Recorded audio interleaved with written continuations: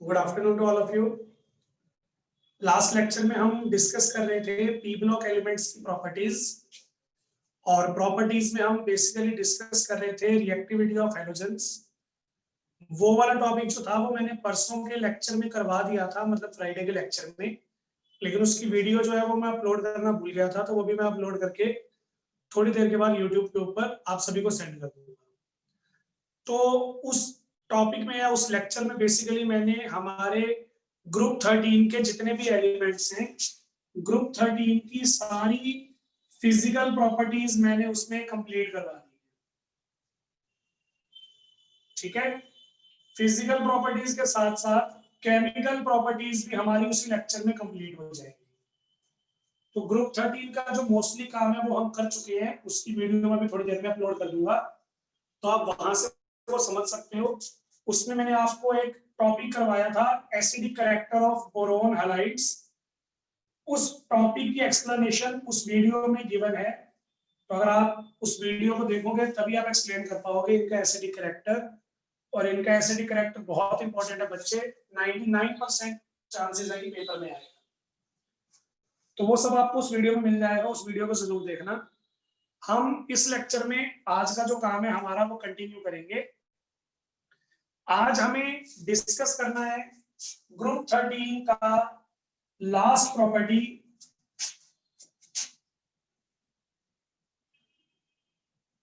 Anomalous behaviour of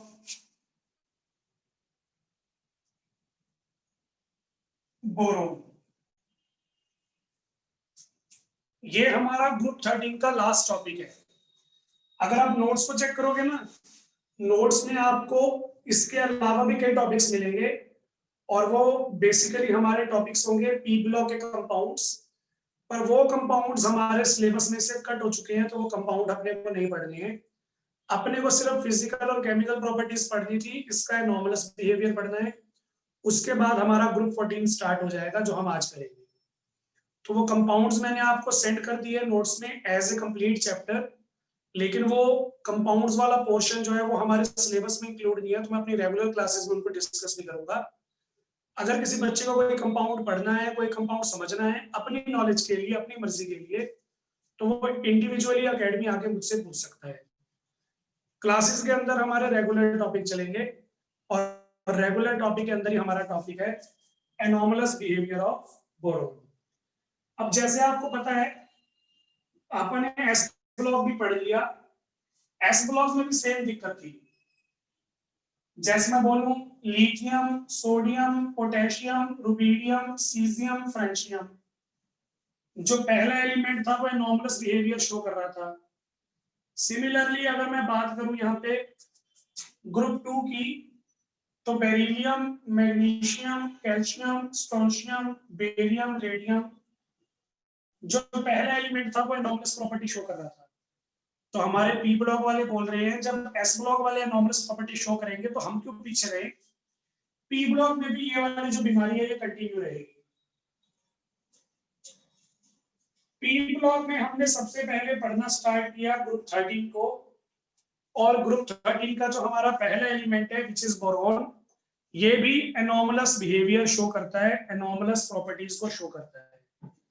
अब जो reason आप दे रहे थे लिथियम और बेरिलियम के लिए, वो सेम रीजन अपने को यहाँ पे लगाना है बोरोन के लिए। बोरोन जो एलिमेंट है ग्रुप 13 का फर्स्ट एलिमेंट, ये एनोमलस बिहेवियर क्यों शो करता है, उसके 3 रीजन है। Due to its small size, high effective nuclear charge, and absence of empty d orbitals. Boron का साइज काफी छोटा है, बोरोन का इफेक्टिव न्यूक्लियर चार्ज काफी ज्यादा है, बोरोन के पास d ऑर्बिटल्स की एब्सेंस है, इसके पास d ऑर्बिटल्स नहीं है। इन तीनों प्रॉपर्टीज की वजह से हमारा बोरोन जो है वो बाकी मेंबर्स के कंपैरिजन में प्रॉपर्टीज थोड़ा अलग शो करेगा। तो कौन कौन सी प्रॉपर्टीज हैं जो हमारी डिफर कर रही हैं वो हमें बताना है। तो किस किस प्रॉपर्टी में चेंज आया ये मैं आपको बता रहा हूं। फर्स्ट प्रॉपर्टी है हमारी हार्डनेस की प्रॉपर्टी। बोरोन जो है वो काफी हार्ड कंपाउंड है as compare to other members, क्योंकि बोरोन जो है उसका नेचर है यहाँ पे non metallic. Non metallic nature होने की वजह से ये थोड़ा हार्डनेस शो करता है। बाकी जो इस ग्रुप के एलिमेंट्स हैं हमारे, एल्यूमिनियम है, गैलियम है, इंडियम है, थैलियम है, ये सब बिहेव करते हैं टिपिकल मेटल की तरह। और मेटेलिक प्रॉपर्टीज होने की वजह से इनके जो कंपाउंड होते हैं वो जनरली सॉफ्ट होती है। तो ये वाले जो हमारे मेंबर्स हैं ये सॉफ्ट हैं, लेकिन बोरोन हमारी एनॉमलस बिहेवियर की वजह से हार्डनेस शो करता है, हार्ड नेचर शो करता है, हार्ड कंपाउंड्स बनाता है। सिमिलरली जो हमारे पास हमारी सेकंड प्रॉपर्टी आएगी, सेकंड प्रॉपर्टी आएगी हमारी high melting point and boiling point की। देखो जो मेल्टिंग पॉइंट और बॉइलिंग पॉइंट का ट्रेंड होता है, ये ट्रेंड हमारा डिपेंड करता है वैन डर वाल फोर्सेस पे। और वैन डर वाल फोर्सेस जो होते हैं वो किस पे डिपेंडेंट होती हैं? वो साइज पे डिपेंडेंट होती है। जिसका साइज बड़ा होगा उसके वैन डर वाल फोर्सेस ज्यादा होंगे, और जिसमें वैन डर वाल फोर्सेस ज्यादा होंगे उसका बॉइलिंग पॉइंट भी ज्यादा होगा। तो उस कायदे से बोरोन का मेल्टिंग पॉइंट और बॉइलिंग पॉइंट सबसे कम होना चाहिए, क्योंकि इसका साइज सबसे छोटा है। लेकिन अपने एनॉमलस बिहेवियर की वजह से ये मॉलिक्यूल्स के बीच में एसोसिएशन शो करता है, बहुत सारे मॉलिक्यूल्स को अपने साथ कंबाइन कर लेता है, छोटे छोटे मॉलिक्यूल्स को अपने साथ कंबाइन करके एक बड़े साइज का एग्रीगेट मॉलिक्यूल बना देगा। उस बड़े साइज के एग्रीगेट मॉलिक्यूल की वजह से इसका जो मेल्टिंग पॉइंट बॉइलिंग पॉइंट होता है वो कम आने की बजाय बहुत ज्यादा हाई आता है। ये इसकी सेकंड एनॉमलस प्रॉपर्टी है। जो बोरोन है उसका एक्सेप्शनली मेल्टिंग पॉइंट और बॉइलिंग पॉइंट हाई आता है, बाकी मेंबर्स के कंपैरिजन में साइज छोटा होने के बावजूद। ये इसकी सेकंड प्रॉपर्टी है। फिर आ जाते हैं हम हमारी थर्ड प्रॉपर्टी पे। थर्ड प्रॉपर्टी है इसके कोवलेंट नेचर की।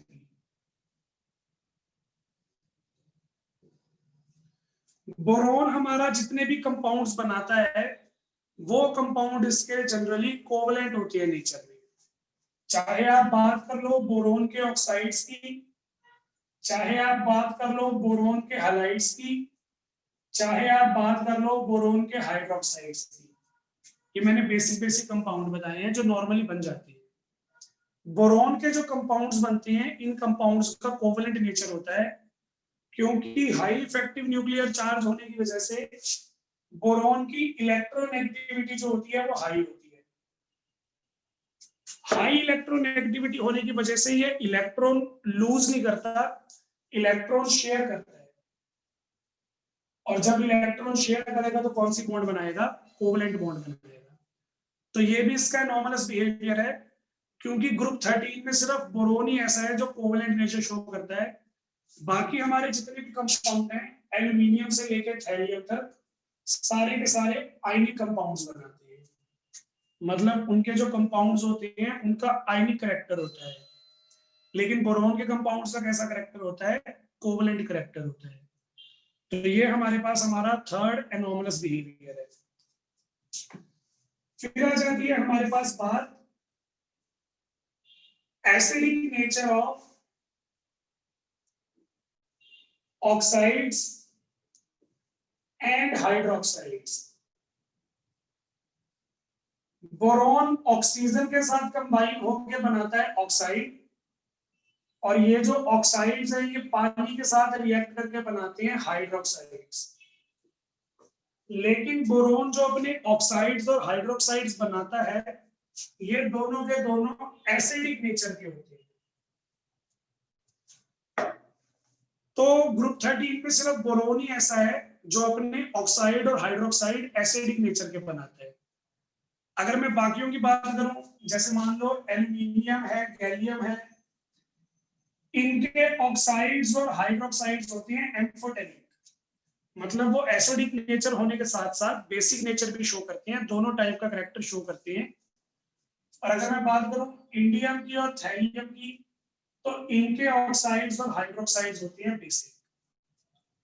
तो मतलब ये चारों तो बेसिक कैरेक्टर शो करती हैं, लेकिन बोरोन ही ऐसा एलिमेंट है जो एसिडिक कैरेक्टर शो करता है, इसलिए बोरोन हमारा यहाँ पे भी एज एक्सेप्शन काम करेगा। तो ये हमारे पास कुछ हमारी एनॉमलस प्रॉपर्टीज थी बोरोन की। एनॉमलस बिहेवियर वाला टॉपिक यहाँ पे कंप्लीट हो गया। अगर किसी को कुछ पूछना है तो हैंड रेज करो, नहीं तो यस सर लिख दो।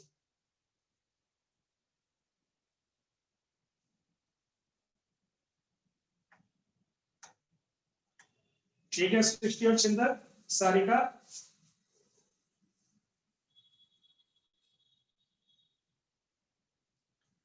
ठीक है चिराग।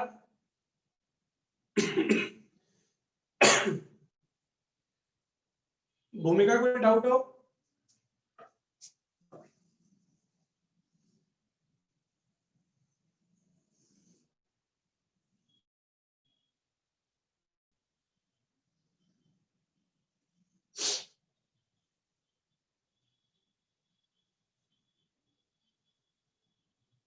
चलिए, तो ये था हमारे पास हमारा ग्रुप 13 का केस। ग्रुप 13 के सारे एलिमेंट्स हमने यहाँ पे स्टडी कर लिए, उनके फिजिकल और केमिकल प्रॉपर्टीज भी स्टडी कर ली। तो ग्रुप 13 का काम हमारा यहाँ पे हो जाएगा खत्म। अब ग्रुप 13 का काम हमने यहाँ पे खत्म कर लिया, मतलब हाफ चैप्टर जो है वो हमारा कंप्लीट हो गया। अब इसके बाद हम स्टार्ट करेंगे हमारा ग्रुप 14, बाकी का हाफ चैप्टर।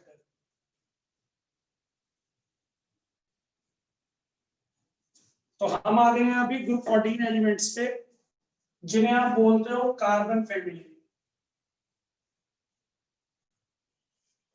कार्बन की फैमिली में कौन कौन आता है? एक सेल्फ कार्बन, सिलिकॉन,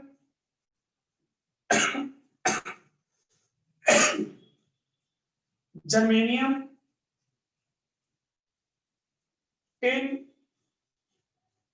और लास्ट में आता है लेड, जिसके सिंबल्स हैं हमारे पास C, S I, GE, S N और पीबी।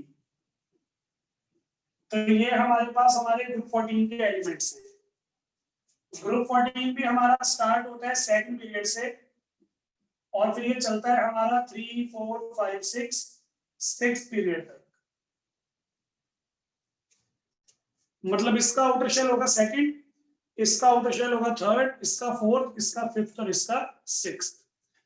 ये हमारे पास हमारे एलिमेंट्स हैं। क्योंकि ये सारे एलिमेंट्स ग्रुप 14 के हैं, तो इनके वैलेंसी कितनी होगी, इनके वैलेंस शेल में कितने इलेक्ट्रॉन आने चाहिए? 4 इलेक्ट्रॉन आने चाहिए। तो ग्रुप 14 वाले सभी एलिमेंट्स की वैलेंसी जो होती है वो हमारे पास होती है 4। तो ये भी एक कॉमन सी बात है जो हमें पता होनी चाहिए। अब इसके बाद हमें डिस्कस करना होता है इनका इलेक्ट्रॉनिक कॉन्फ़िगरेशन।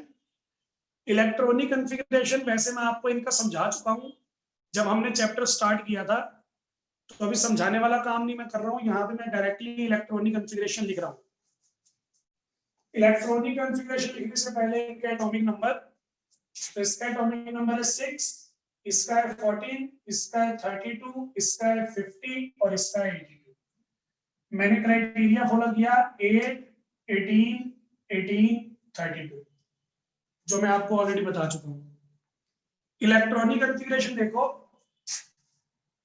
नोबल गैस है helium 2s2 2p2, neon 3s2 3p2, argon 4s2 4p2, लेकिन इससे पहले 3d ऑर्बिटल भी आता है, तो 3d10। ठीक है, फिर क्रिप्टन 5s2 5p2, लेकिन इससे पहले 4d ऑर्बिटल भी आता है, तो 4d10। और लास्ट में हमारे पास जिनॉन 6s2 6p2, इससे पहले फिफ्थ ऑर्बिटल आता है d में 10, और इससे पहले फोर्थ शेल आता है f में 14।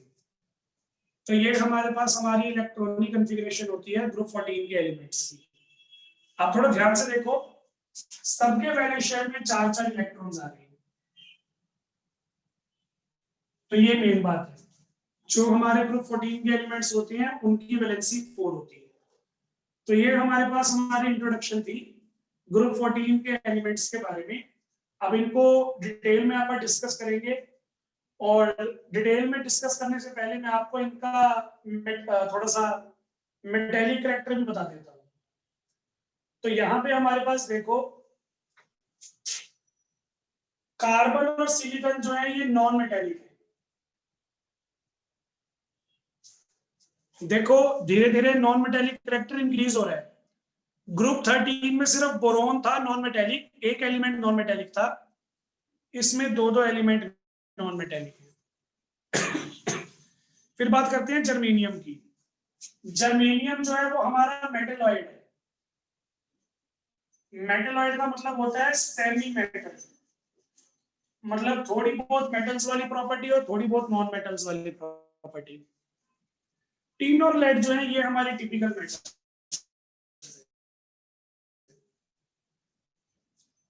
तो ग्रुप 13 में ना पहला एलिमेंट नॉन मेटल था, उसके बाद 4 एलिमेंट हमारे मेटल्स थे, लेकिन यहाँ में 4 में से सिर्फ 2 ही एलिमेंट मेटेलिक हैं, 2 एलिमेंट नॉन मेटेलिक है और एक एलिमेंट हमारा मेटलॉइड है। यानी कि मेटेलिक कैरेक्टर जो है वो डिक्रीज हो रहा है। पी ब्लॉक में यही होता है। पी ब्लॉक में जैसे जैसे आप लेफ्ट टू राइट मूव करोगे ग्रुप नंबर 13 से 14 से 15 से 16, तो नॉन मेटेलिक कैरेक्टर जो होता है वो इंक्रीज हो जाता है। तो ग्रुप 13 में एक नॉन मेटल था, ग्रुप 14 में 2 आ जाते हैं, 15 में 4 होते हैं, 16 में फिर सारी हो जाती है। तो इस तरीके से हम देखते हैं कि मेटेलिक कैरेक्टर जो है वो लगभग इंक्रीज हो जाते हैं।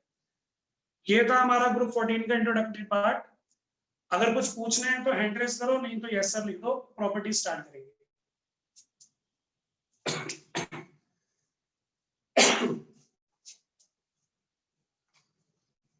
ठीक है सारिका?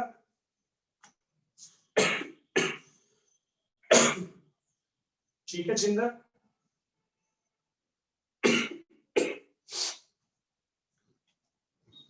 ठीक है जी। तो ये थी हमारा इंट्रोडक्शन की पार्ट वाला हमने कर लिया है। इलेक्ट्रॉनिक कॉन्फ़िगरेशन हमें पता चल चुकी है। अब हम इसकी एटॉमिक एंड फिजिकल प्रॉपर्टीज को डिस्कस कर सकते हैं। तो स्टार्ट करते हैं इनकी एटॉमिक एंड फिजिकल प्रॉपर्टीज को।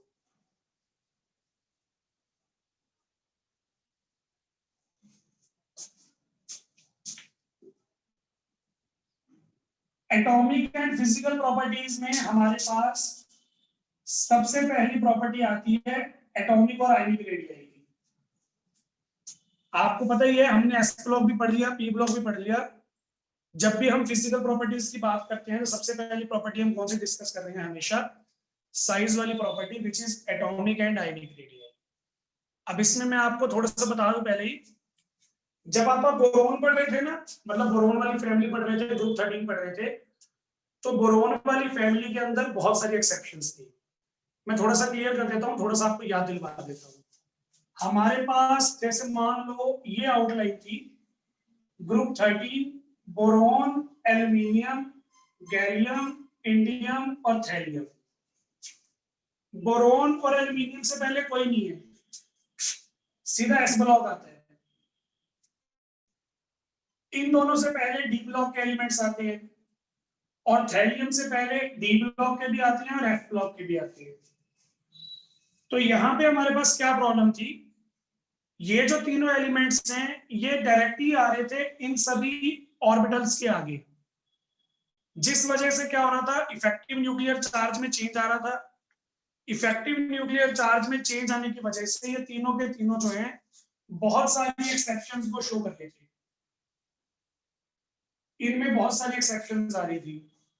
फिर अपन ने वो एक्सेप्शंस पढ़ी भी, एटॉमिक रेडियाई के अंदर, आयनिक रेडियाई के अंदर, इलेक्ट्रोनेगेटिविटी के अंदर, मेल्टिंग पॉइंट, बॉइलिंग पॉइंट के अंदर बहुत सारी एक्सेप्शंस इन्होंने शो की। लेकिन अब हम पढ़ रहे हैं ग्रुप 14 के एलिमेंट्स। जो हमारे ग्रुप 14 के एलिमेंट्स हैं है तो उनका भी कुछ ऐसा ही हाल कि 2 एलिमेंट जो है वो एस ब्लॉक पे एक्सपोज है, बाकी के जो 3 एलिमेंट हैं वो डी ब्लॉक पे और एफ ब्लॉक पे एक्सपोज्ड है।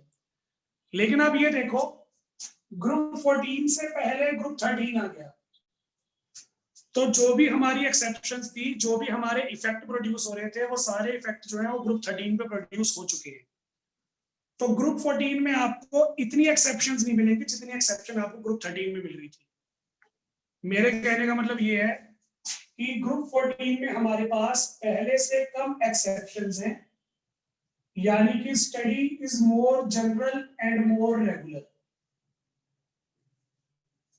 सिंपल से रिजल्ट आएंगे, जनरल से रिजल्ट, आपको ज्यादा एक्सेप्शंस याद नहीं करनी।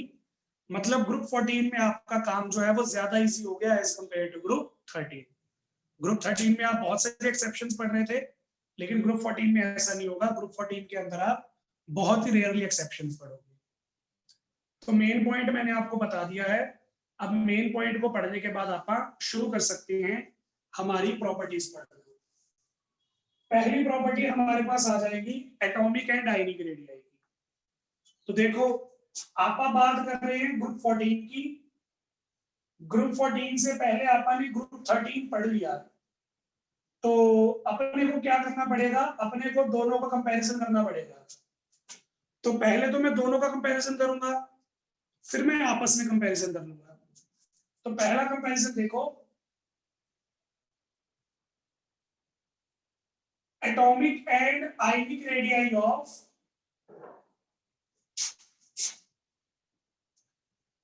group 14 elements is smaller than group 13 elements.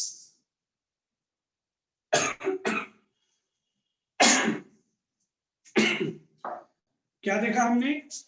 जो हमारे 14 वाले एलिमेंट्स हैं उनका साइज 13 वालों से छोटा होता है।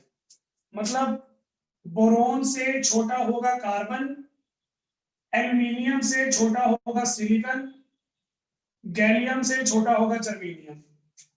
सिमिलरली नीचे वाले दोनों ग्रुप 14 वालों का साइज बड़ा होता है, ग्रुप 13 वालों का साइज बड़ा होता है, ग्रुप 14 वालों का साइज जो होता है वो छोटा होता है। ऐसा क्यों? क्योंकि देखो, हम शिफ्ट कर रहे हैं ग्रुप 13 से ग्रुप 14, मतलब हम लेफ्ट टू राइट मूव कर रहे हैं। जब हम लेफ्ट टू राइट मूव करते हैं तो वहां पे शेल नंबर रहता है सेम शेल नंबर रहने की वजह से इफेक्टिव न्यूक्लियर चार्ज होता है इंक्रीज, और इफेक्टिव न्यूक्लियर चार्ज अगर इंक्रीज होगा तो साइज क्या होगा? डिक्रीज होगा। दैट्स व्हाई जब हम 13 से 14 मूव करते हैं, 14 वालों का साइज जो है वो छोटा आएगा, 13 वालों का साइज जो है वो बड़ा आएगा। ये हमारे पास हमारा पहला कंपैरिजन था जब आपने दोनों में अलग अलग कंपैरिजन किया। अब मैं बात करता हूं सिर्फ ग्रुप 14 के एलिमेंट्स की, यानी कि अब मैं यहाँ पे कंपैरिजन कर रहा हूं ग्रुप वाइज फ्रेंड का। तो ग्रुप वाइज हमने क्या देखा? On moving top to bottom from carbon to lead, size increases regularly। Carbon से लेके लेड तक साइज जो है वो रेगुलरली इंक्रीज होगा, कोई हमारे पास यहाँ पे एक्सेप्शन नहीं है। यानी कि कार्बन से बड़ा साइज है सिलिकॉन का, इसलिए उसका एटॉमिक रेडियस ज्यादा। सिलिकॉन से बड़ा होगा जर्मेनियम, जर्मेनियम से बड़ा होगा टिन, और टिन से बड़ा होगा लेड। रेगुलर इंक्रीज आ रहा है, कोई एक्सेप्शन नहीं आ रही। ग्रुप 13 में तो सेकंड और थर्ड में एक्सेप्शन आ गई थी ना, 14 में कोई एक्सेप्शन नहीं है, साइज रेगुलरली इंक्रीज होगा। लेकिन जो इंक्रीज होगा ना, वो इंक्रीज होगा बहुत ही कम। फॉर एग्जांपल मैं आपको बोलता हूं, सपोज करो कार्बन का साइज है 140 पिकोमीटर, कार्बन से लेड तक आते आते साइज हुआ मेरा 160 पिकोमीटर। मतलब 5 एलिमेंट में कवर कर गया, और 5 एलिमेंट्स में साइज का कितना फर्क आया? सिर्फ 20 पिकोमीटर का फर्क आया। 20 पिकोमीटर जो है वो बहुत छोटी क्वांटिटी है, 20 into 10⁻⁻12 मीटर, यानी कि सिर्फ इतना चेंज आया। तो ये तो नेग्लिजिबल चेंज है ना। तो ये नेग्लिजिबल चेंज क्यों आ रहा है? Due to increased effective nuclear charge. Carbon silicon तक तो ठीक था, कार्बन सिलिकॉन के बाद क्या हुआ?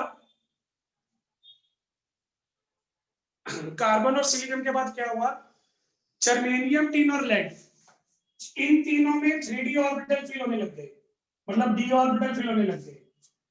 डी ऑर्बिटल फिल होंगे तो इफेक्टिव न्यूक्लियर चार्ज जो है वो ज्यादा हो जाएगा, जिससे साइज में इंक्रीज जो होगा वो काफी कम आएगा। तो वैसे तो कोई एक्सेप्शन नहीं है, रेगुलर ट्रेंड है, लेकिन जो इंक्रीज हो रहा है इंक्रीज बहुत ही छोटा छोटा होगा। ये हमारे पास हमारा ग्रुप वाइज ट्रेंड है। पहली प्रॉपर्टी हमने यहाँ पे कंप्लीट कर ली है।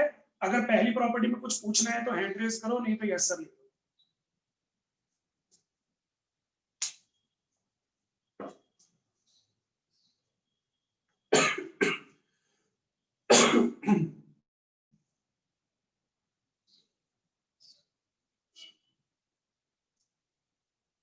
ठीक है सृष्टि, ठीक है सारिका, ठीक है जी।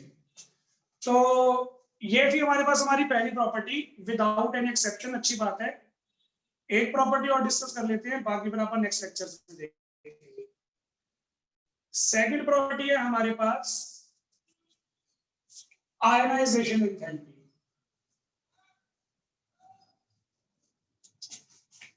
सेकंड प्रॉपर्टी इज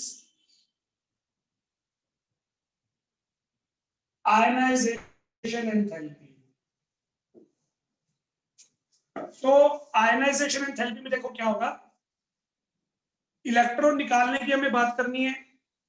जैसे अपन ने ये वाली प्रॉपर्टी पढ़ी वैसे ये वाली पढ़ेंगे। पहले कंपेयर करेंगे ग्रुप 13 वालों से, फिर कंपेयर करेंगे खुद में, मतलब टॉप टू बॉटम। तो पहले ग्रुप 13 वालों से कंपेयर कर लेते हैं। Ionization enthalpy of group 13 elements is less than ionization enthalpy of group 14 elements। जो हमारे ग्रुप 14 के एलिमेंट्स हैं, यानी कि कार्बन, सिलिकॉन वगैरह, वहां से इलेक्ट्रॉन निकालने के लिए हमें एनर्जी ज्यादा देनी पड़ती है as compare to group 13। Group 13 में अगर आपको इलेक्ट्रॉन निकालना है तो आयनाइजेशन एंथैल्पी कम आ रही है, कम एनर्जी देनी पड़ेगी। अगर आपको ग्रुप 14 से इलेक्ट्रॉन निकालना है तो ग्रुप 14 में आपको ज्यादा एनर्जी देनी पड़ेगी, आयनाइजेशन एंथैल्पी की वैल्यू ज्यादा आएगी। उसका रीजन मैं आपको ऊपर एक्सप्लेन करके दे चुका हूं। मैंने आपको ये बोला कि जब आप ग्रुप 13 से ग्रुप 14 जाते हो तो साइज होता है डिक्रीज। साइज डिक्रीज क्यों होता है? क्योंकि इफेक्टिव न्यूक्लियर चार्ज होता है इंक्रीज। तो 13 वालों का इफेक्टिव न्यूक्लियर चार्ज कम है, 14 वालों का इफेक्टिव न्यूक्लियर चार्ज ज्यादा है। अब इनका इफेक्टिव न्यूक्लियर चार्ज ज्यादा है तो इलेक्ट्रॉन जो है वो टाइटली पकड़े हुए हैं इन्होंने, और टाइटली पकड़े हुए इलेक्ट्रॉन्स को अगर रिमूव करवाना है तो हमें एनर्जी देनी पड़ेगी ज्यादा। ज्यादा एनर्जी देंगे इसलिए इनकी आयनाइजेशन एंथैल्पी जो है वो हाई आएगी एज कंपेयर टू ग्रुप 13। अब दूसरों से कंपैरिजन तो हो गया, अब खुद का कंपैरिजन कर लेते हैं। खुद में हमने क्या देखा, जब हम टॉप टू बॉटम शिफ्ट करते हैं, टॉप टू बॉटम शिफ्ट करने पे साइज होता है इंक्रीज। साइज इंक्रीज होगा तो इलेक्ट्रॉन लूजली हेल्ड हो जाएंगे। इलेक्ट्रॉन अगर लूजली हेल्ड हो जाएंगे तो हमें वहां पे थोड़ी सी एनर्जी देनी पड़ेगी इलेक्ट्रॉन निकालने के लिए। इसका मतलब टॉप टू बॉटम आते आते आयनाइजेशन एंथैल्पी की वैल्यू क्या हो जाएगी? डिक्रीज हो जाएगी। आयनाइजेशन एंथैल्पी की वैल्यू डिक्रीज क्यों हो रही है? क्योंकि साइज इंक्रीज हो रहा है। तो हमें कार्बन से लेकर टिन तक, कार्बन से लेकर टिन तक आयनाइजेशन एंथैल्पी जो है उसमें रेगुलर डिक्रीज मिलेगा। कार्बन की सबसे ज्यादा, उससे कम है सिलिकॉन की, उससे कम है जर्मेनियम की, उससे कम है टिन की, और सबसे कम होनी चाहिए थी लेड की। पर लेड की आयनाइजेशन एंथैल्पी जो है वो टिन से ज्यादा आती है। एक एक्सेप्शन आ गई यहाँ पे, एक्सेप्शन आई, वो भी लास्ट में एक्सेप्शन आई, बिल्कुल लास्ट में जाके। यहाँ पे रेगुलर ट्रेंड था, आयनाइजेशन एंथैल्पी लगातार डिक्रीज हो रही थी, लेकिन टिन की आयनाइजेशन एंथैल्पी जो होती है वो लेड से ज्यादा आती है। इसका रीजन बड़ा ही सिंपल है। इनसे पहले आ रहा होता है एस ऑर्बिटल, इन दोनों से पहले आ रहे होते हैं डी ऑर्बिटल्स, और लेड से पहले हम फिल करते हैं डी और एफ दोनों ऑर्बिटल्स की। तो यहाँ पे डी ऑर्बिटल भी है, एफ ऑर्बिटल भी है, दोनों का पुअर शील्डिंग इफेक्ट होता है।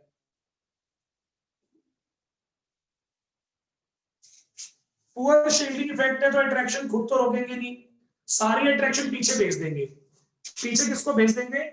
इसके पी ऑर्बिटल्स को अट्रैक्शन भेज देंगे। जो पी ऑर्बिटल के इलेक्ट्रॉन है वो टाइटली हेल्ड हो जाएंगे, टाइटली हेल्ड हो जाएंगे तो उनको रिमूव करने के लिए एनर्जी देनी पड़ेगी ज्यादा। तो एक छोटी सी एक्सेप्शन आती है पीपी की, अदरवाइज कार्बन से लेकर टिन तक हमारा रेगुलर ट्रेंड तक डिक्रीज हो रही है, लास्ट में जाकर थोड़ी सी इंक्रीज हो जाती है due to the poor shielding effect of D and F orbitals. तो ये थी हमारी दूसरी एक्सेप्शन।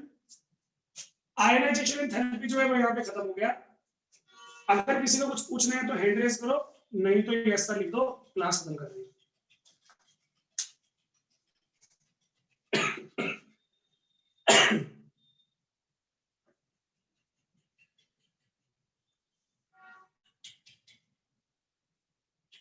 ठीक